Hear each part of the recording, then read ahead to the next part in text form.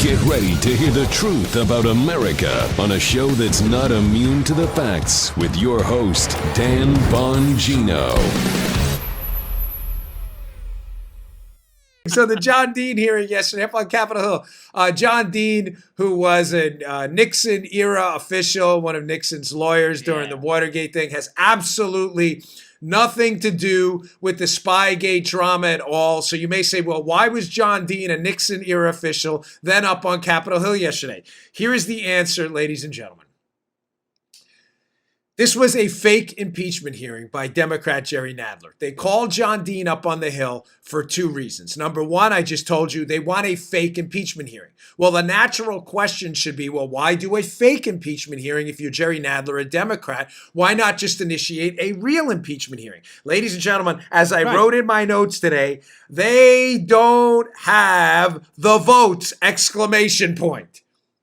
They can't impeach the president, yet they're knee-deep, neck-deep, if not scalp-deep, in the Spygate Russia collusion scandal, and they need to keep the heat on the Trump administration, to keep the heat off the disastrous Mueller report shortcomings, and the fact that the Democrats are engaged in a massive spying scandal that predated the Trump administration. In order to keep the heat on Trump, they have to initiate an impeachment hearing, but they can't because they will lose. They don't have the votes. So they decided, hey, let's do a fake impeachment hearing. And let's bring up the guy involved in the last potential impeachment. Nixon, of course, wasn't impeached. He resigned. John Dean, Nixon's lawyer, who now is a virulent TDS-infected, deranged human being. TDS, Trump derangement syndrome, level 6. The highest level possible. He has a level 6 infection. Antibiotics and antivirals will not cure John Dean. He tweets all day about how much he hates Trump. John Dean is a discredited hack. But the liberals, Jerry Nadler and the lunatic crew up there, thinks by bringing John Dean up there, the public's going to think this is some kind of an impeachment hearing, which will do what? Which will appease the radical far leftists who want Trump taken out in handcuffs, including Nancy Pelosi, another nut. They want Trump arrested. Her words, not mine. I want to see him in prison. Those are her words. I didn't put those words in her mouth. Those are her words. This will satisfy their radical base if they can do a fake impeachment hearing for a while. But if they won't have to engage in a real impeachment where they'll lose. They will lose badly. Remember the takeaway. The hearing was a total fiasco, blew up in their face. They wanted a fake impeachment hearing because they can't do a real one because they don't have the votes. And the fake impeachment hearing was so embarrassing that conservative shows like me, the Dan Bongino show, are actually taking clips from their hearing to use in our show. That's how embarrassing your hearing was. You know, I watch a lot of and consume a lot of conservative content. I produce it myself, but I'm a fan of a bunch of shows. I mean, I don't just work at Fox. I enjoy Hannity's show, Ingram's show, and Tucker's show as well. My wife really likes Tucker's show. And he had a guest on last night that was incredible. And rarely will you see the two divergent views of the immigration crisis in America summed up as eloquently as this guest he had on did. And it's a point I've been making for a long time, Joe, that we talk past each other, liberals and conservatives, because conservatives talk in facts and liberals talk in emotion. I have these debates with Geraldo a lot where they say, well, we got to be compassionate. Great, nice, we are compassionate, but compassion isn't a legislative proposal. Compassion, that's not a proposal. I don't even know what are you talking about? We take in millions of people. On our side, on the conservative side, we often make the distinction to people who refuse to make this distinction that there is a difference between immigration and illegal immigration. We are not opponents of legal immigration that's labor sensitive and done the right way. Not many I know. It's a very small number of conservatives who believe that. Illegal immigration is different. It's law breaking. Liberals like to conflate the two. So Tucker had this guest on last night. He is a professor, an associate professor at a university. And listen to the way he sums this up. He does a really great job of explaining this. lumping legal and illegal immigration together is not only wrong, it's deeply offensive. It's like lumping pharmacists and drug dealers together, and calling an illegal immigrant a, quote, undocumented immigrant is like calling a drug dealer, quote, an unlicensed pharmacist, or a student who intentionally cheated on a test, a, quote, answer key borrower. There have been numerous studies. Harvard professor George Borjas had conducted the most in-depth statistical analysis on the negative consequences of illegal immigration on the American economy and how that directly lowers the incomes of high school graduates, those with less than a high school diploma in the United States. Yeah. I always vote in every single election. I'm a proud Georgia Republican. I vote in the Republican primary, and I'm going to work as hard as I can to help my friend Congresswoman Karen Handel get reelected in 2020 in the Georgia 6th District. For one thing is, the United States has 12 million illegal immigrants. No other country on earth has 12 million illegal immigrants and gives birthright citizenship to the children of illegal immigrants. So if you look at Canada, you look at Australia, they have a merit-based immigration system that gives priority to those with college degrees, English-speaking skills, and job skills that can contribute to their economy.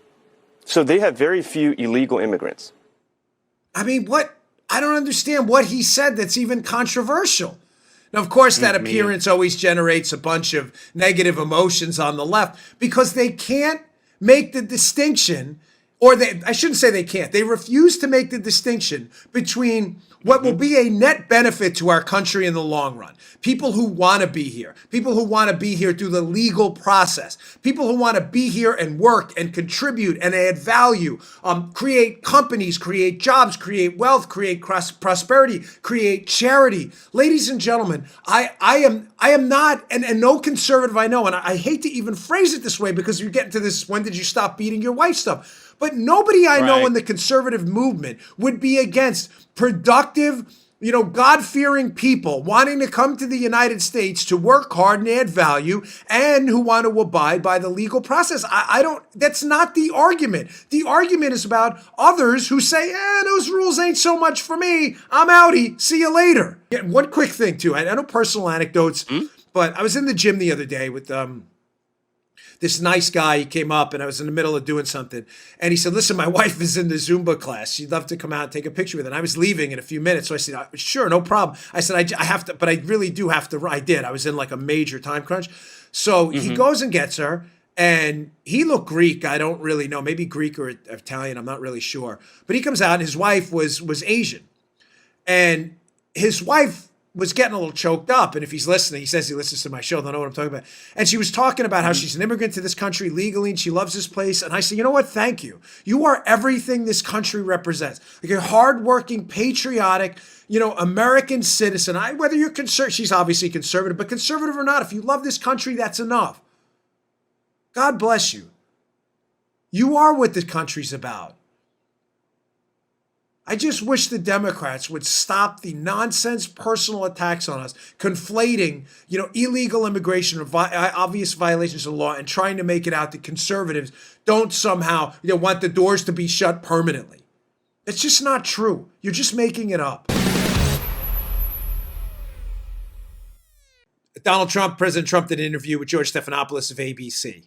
And this line here, at Tip ABC for their video here, this line here is driving liberals crazy. They are losing their mind. Let's get right to it. And I'll describe to you why what Donald Trump said is not even remotely controversial. It's what he's been saying the whole time. Go. Should he have gone to the FBI when he got that email? Okay, let's put yourself in a position. You're a congressman. Somebody comes up and says, hey, I have information on your opponent.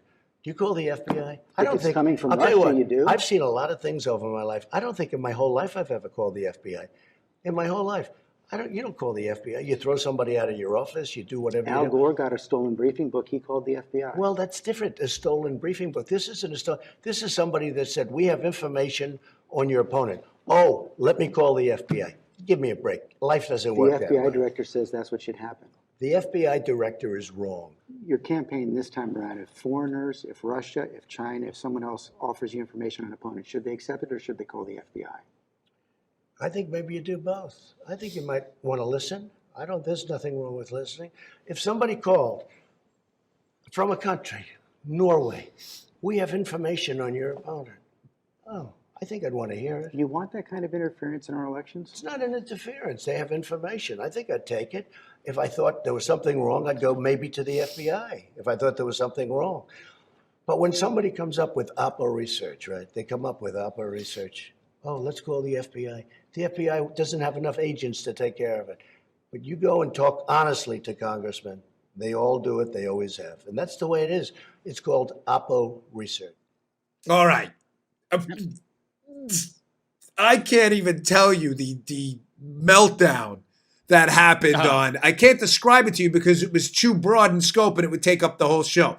I could play for you a montage of liberal far-left TDS-infected media figures yesterday, absolutely melting down. Trump's inviting foreign collusion. Ladies and gentlemen, let me break this down. According to what Trump actually said, not what the lunatic media told you he said, and why this is in no way inconsistent with the material on this show or what Donald Trump's been saying the first time. Number one, if you listen to the interview and you have a rewind button on our YouTube channel or our audio podcast, it's clear as day he's making a distinction between what happened with Al Gore and that briefing book in question, which was, there was some material in there that was questionable, right? He's making a distinction there between that and Oppo research. In other words, he says if there was something wrong, you would call the FBI. Right. Ladies and gentlemen, I'm not paraphrasing what he said. The words, if there was something wrong, is in the clip. You can rewind it and see it yourself. We didn't edit it. We didn't doctor the video. We cut it for time, but that is one continuous stream of thought. Joe didn't do anything to it. We're not trying to trick you. No. That is what he said, making a clear distinction between if some foreign government says something to you about your opponent that may be some form of opposition political information, he's going to listen to him.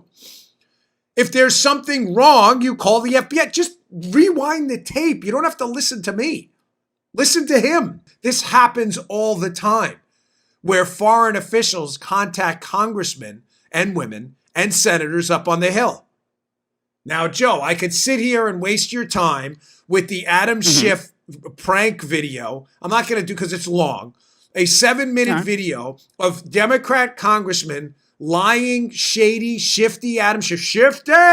Adam Schiff on the, literally, not figuratively, on the phone with a person he thinks is a Russian operative. This is on tape, folks. You can Google it. It's 7 minutes long. I'm not going to waste your time. We played it here before. It's annoying, to be honest with you. But I don't understand. Like, if this whole thing about you're not supposed to be talking to foreign government, that's the takeaway, right? The liberals were losing their mind. Oh, my gosh. Talking to anyone in a foreign government, you must immediately contact the FBI about everything. Then what's the story with Adam Schiff? Why is he on the phone working with foreigners trying to get information on Trump?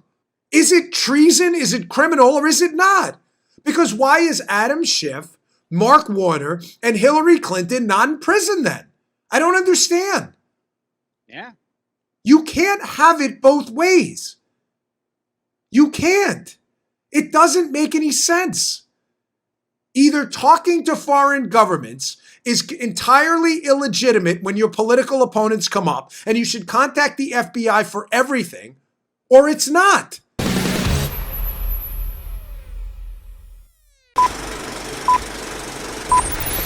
No.